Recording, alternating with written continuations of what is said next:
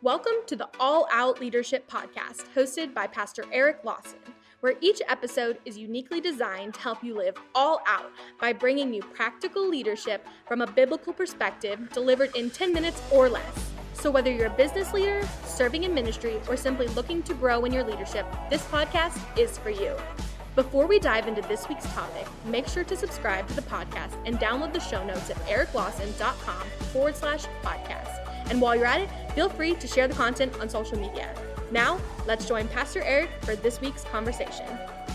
Welcome to another edition of the All Out Leadership Podcast. Today, we're going to look at the rewards of worship. We see David was truly a worshiper. We saw that his wife, Michal, despised his demonstrative, passionate worship, and she had a barren, fruitless life. And we're going to see again those comparisons. I want to go to the New Testament, and I want to look at a passionate worshiper of Jesus, and that is Mary. Now, this is Mary, the sister of Lazarus, Mary and Martha. John chapter 12, verse 3, then Mary took a pound of very costly oil of spikenard, anointed the feet of Jesus, and wiped his feet with her hair.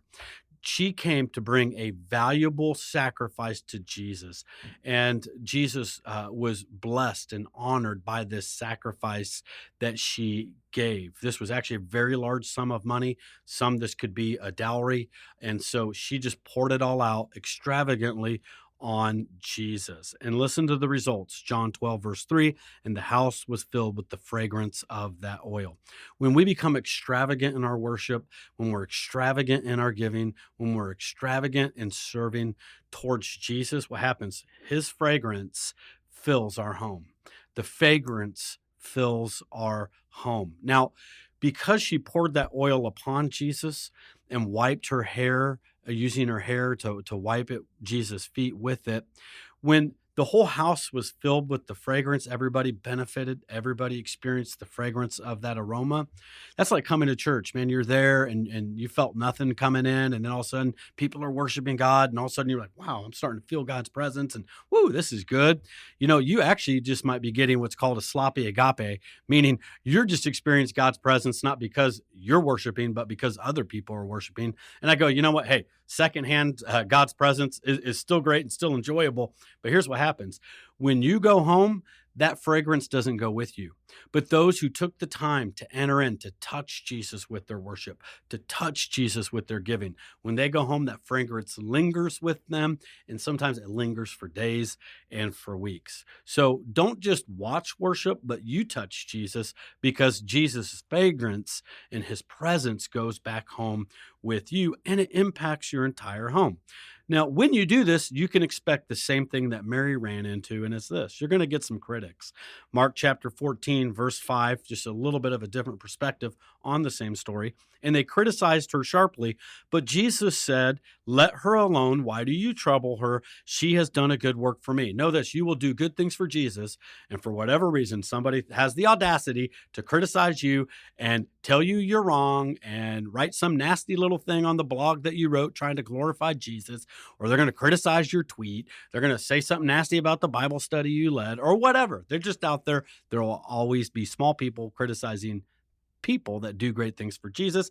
But you know what? She didn't defend herself, but you know what Jesus did? There will come a day that Jesus will defend you, just like he defended Mary. Now, it might be this side of heaven that God vindicates you, and it might not be till we stand before the throne of God, but know this, heaven will right every wrong, answer every question, and it will solve every problem.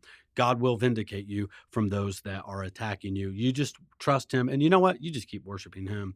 Keep your eye on him, and don't worry about the critics. Know this, there will also be a reward in heaven when we worship him, when we enter in and we make those sacrifices of praise. We make that sacrificial giving. We make the sacrifice of serving him with our time, our talent, and our treasure. And this is what Jesus says. And I say to you, wherever this gospel is preached in the whole world, what this woman has done will also be told as a memorial to her. Jesus will reward you for the sacrifice of every moment and every time that you're honoring him through the sacrifice of worship. But there were some who were indignant among themselves and said, why was this fragrant oil wasted? And they criticized her sharply. There will always be people that criticize and call a waste of time what you do. And there are people who call worship a waste, giving a waste, serving a waste of time. And there's a story of we've actually find out who one of these critics were. And you read over in the Gospel of John, chapter 12, we find that it was Judas that was the chief criticizer of Mary, saying, why this waste? This could have been used to help the poor. And then, there's a commentary footnote by John that says Judas was a thief. He didn't care about the poor. He was actually stealing from the Lord's money bag. And here's interesting wordage. The same word that Judas used to describe Mary's worship as waste, the word in the Greek is perdition. Well, we find that Jesus described Judas, who hung himself after he betrayed the Lord, because when we betray Jesus, we get all hung up. He used the word perdition to describe Judas's life. And the word perdition means waste. I find it interesting and not a coincidence that the one who called worship a waste of a life was the one that Jesus said was the one who actually wasted his life. You will never find it a waste of time, a waste of life, to give extravagantly to the Lord. When you're giving extravagantly of worship, when you're giving extravagantly in prayer, when you're giving extravagantly financially of your tithe, of your offerings, Jesus calls that a reward in heaven. He will defend you and he will richly reward you. But those who go, it's not worth it and it's a waste and I got better things I could do with my time, my talent, and my treasure, at the end of their life, Jesus ultimately says, unfortunately, you wasted the potential and the opportunities of what you could have had. Oh, there are people who are going to be in heaven. Oh, they're going to stand before God. Yes, they're saved. Yes, they made it. But there is that moment where Jesus wipes away every tear. And I genuinely believe it's before the reward seat of Christ, the Bema seat of Christ in 2 Corinthians chapter 5, where we're rewarded for our works, whether good or bad, that there's going to be so many people that see what they could have had, what they could have been, the reward they could have had, but they thought it was a waste. And they're going to find out really they wasted an entire lifetime. They're in heaven, but their eternal impact and their internal weight of what they could do is diminished because they called worship a waste of time. Look forward to seeing you next week as we learn some more important lessons on the life of David. Thank you for joining us on the All Out Leadership Podcast. We hope you gained new biblical insight that challenged you to grow in your leadership. If you've enjoyed this week's episode, we would love your help in getting the content out farther. You can help by subscribing to the podcast at ericlawson.com/podcast and telling others about it. Next week, Pastor Eric will be back with another episode. So until then, we hope you have a great week being an all-out leader.